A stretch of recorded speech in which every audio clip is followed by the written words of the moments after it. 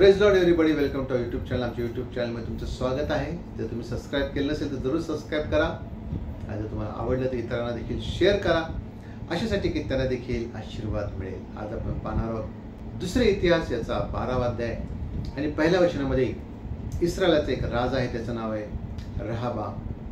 आणि रहाबाम जेव्हा राजा झाला तेव्हा त्याने देवाची आज्ञा पाळणं बंद केलं असं म्हटलेलं आहे. देवाचे नियम, देवाची विधी त्याने पाळणं थांबवलं. आणि आपण पाहतो की इजिप्तचा जो राजा आहे त्याने हल्ला केला, पण त्याने फक्त मंदिरामध्ये असलेले जे सोनं आहे आणि सोन्याच्या ज्या ढाली आहेत हा शिशा घेऊन गेला.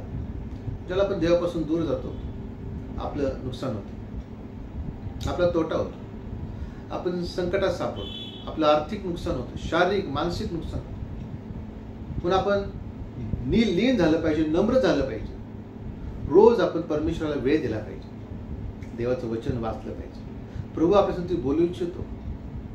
आपले कान आपण त्याच्याकडे लावले पाहिजे, आपले डोळे आपण त्याच्याकडे लावले पाहिजे. आणि ज्यावेळेला ह्या राजाने सर्व सोनं घेऊन गेला इजिप्तमध्ये, त्यावेळेला रहाबामाने तिथं म्हटलेलं आहे पितळेच्या ढाली बनवल्या, त्याच्या जागी पितळेच्या ढाली बनवल्या.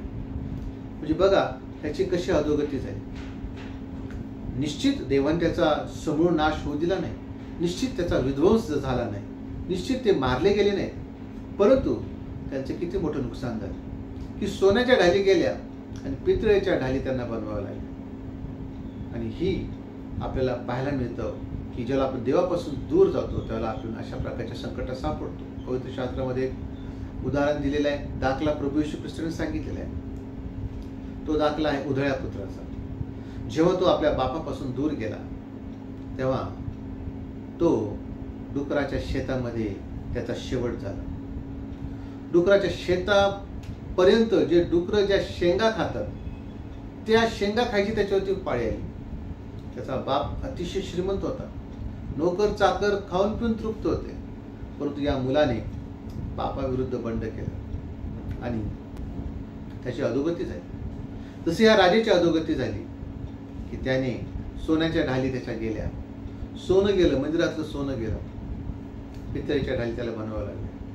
म्हणून ह्याच्यातून आपल्याला हे शिकायला मिळतं की आपण परमेश्वराच्या आज्ञा आणि विधी आपण पाळणं थांबवता कामा नये. देवाची इच्छा काय आहे आपल्यासाठी तिला आपण प्रथम प्राधान्य दिलं पाहिजे. दुसरी गोष्ट, परमेश्वराच्या समोर ज्याला आपण नम्र होणार आहोत त्याला परमेश्वर आपल्यावर कृपा करणार आहे.